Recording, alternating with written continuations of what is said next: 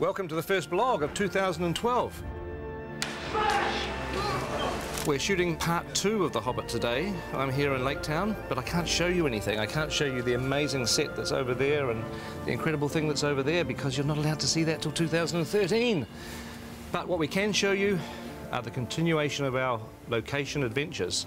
So if you remember from our last exciting episode, we were in Hobbiton. So let's pick it up from where we left off and travel around the rest of New Zealand. So we've just finished our first week on vacation. So it's goodbye to Hobbiton and hello to our next spot.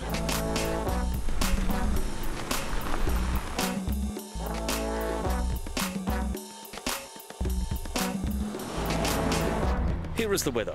In Pew Pew today, it has, of course, been raining.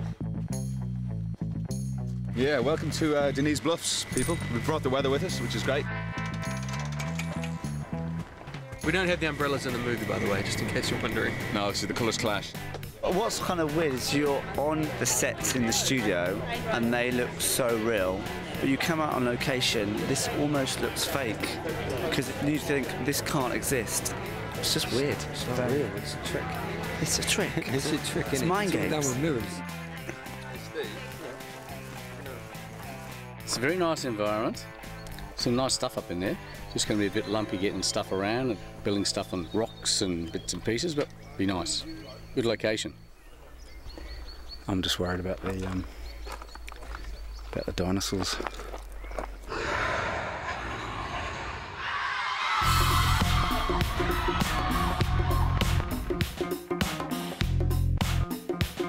So here we are at the Turoa ski field on the flanks of Mount Ruapehu. This is the second oldest national park in the world. Very ancient vegetation, magnificent colours, magnificent textures, but very fragile.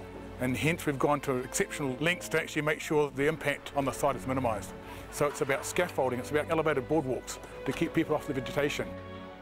We built the world's biggest ramp, as far as I'm concerned, to get down to the thing. And everybody sort of walked out to the edge this morning and looked at it and sort of, jaws dropped and went, wow, okay. So that's how we get onto set today.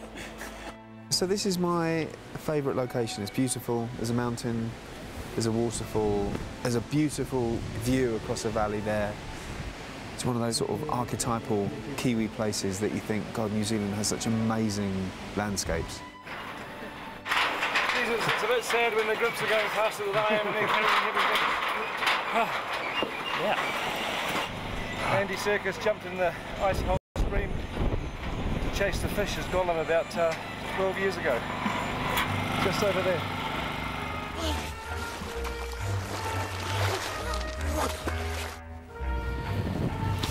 So, welcome to first day on location with second unit. I've spent quite a lot of the last few weeks in a chopper because a lot of our stuff was aerial coverage. We'd take off and choose our line and choose the way that we were going to shoot it and how we were going to reveal the landscapes. So we're using the space cam on all the aerial stuff on this show. This particular rig is set up for 3D.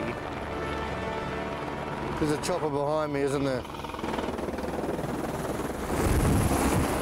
The bonuses of being on second unit is that we do a lot of locations that are too tricky or time-consuming for main unit to go to, so a lot of our locations were helicopter-only access, so we got very, very good at loading in and out of choppers.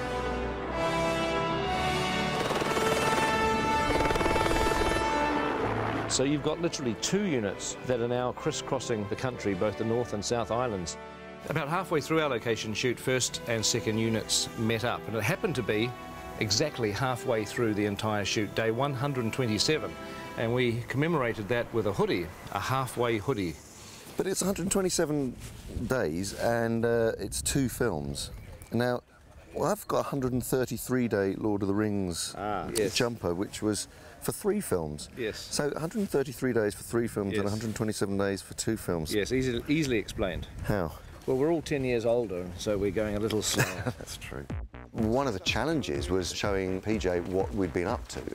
So every day I would then do a kind of an edit of the takes that we'd done and put them together and make some selects, and then that would be sent off to Pete. We are a long way from most of the infrastructure that we know and love, so we've had to rely on satellite technology to do all of our connectivity.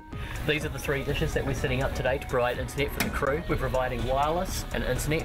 We've also got a separate setup that's up at the director's tent that's beaming in footage from second unit that basically takes the feed that's coming in from the cameras, compresses it, sends it over the internet all the way through down to Peter's tent. So far we've probably used about 6 kilometres of cable on the job. I'm not sure where it's all gone, but we keep on ordering more of it.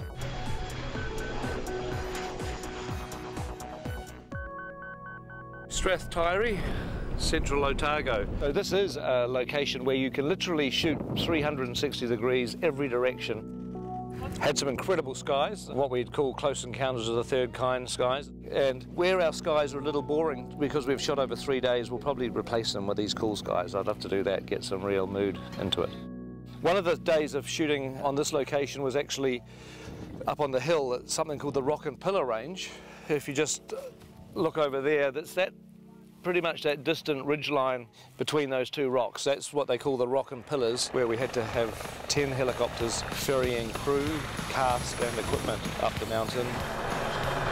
This is Adam Brown's first helicopter ride. Oh my gosh. Are you so excited? I'm well excited. You should be.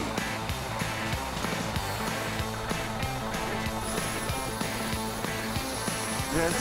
In! Oh, he's in! He's in! No, no! And action! Amazing! So we're packing up at the end of our location shooting here at Strathtyre and going to Queenstown. Here we are, beautiful Queenstown.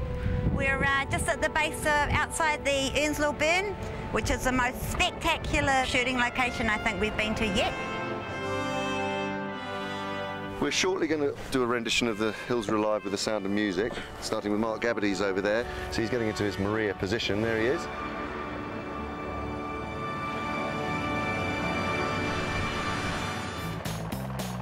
It's snow. Bare feet was a bad choice.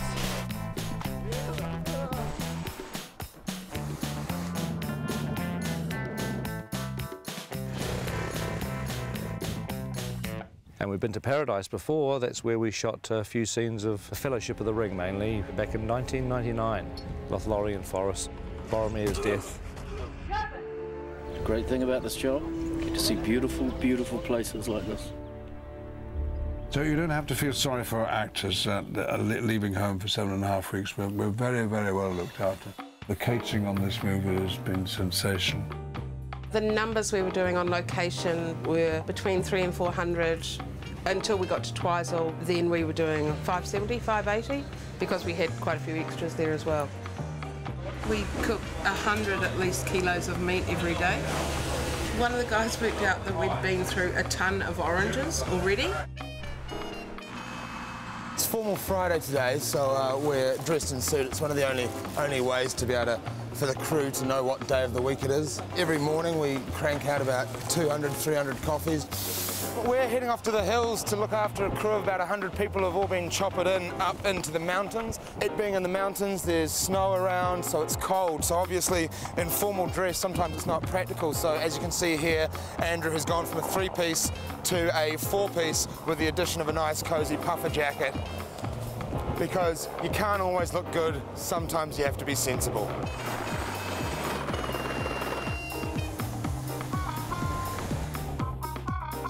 Sometimes you take for granted the scenery and the country where you live, so to come out on the road is really amazing.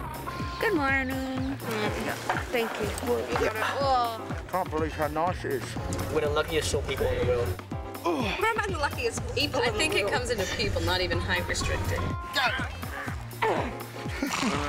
New Zealand looking at its spectacular best, and a lot of very happy actors cavorting around in front of it.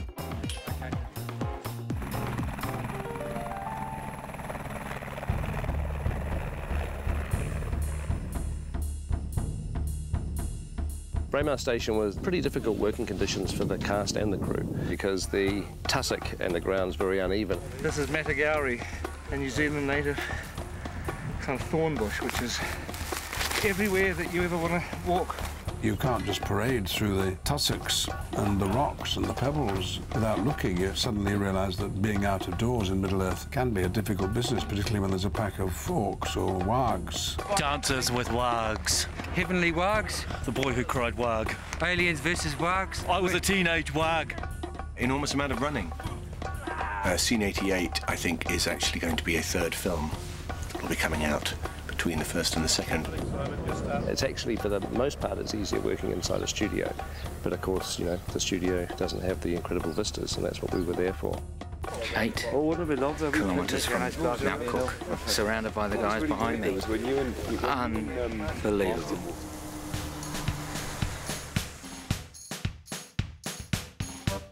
This is the Pelorus Bridge over the Pelorus River, where we are shooting today.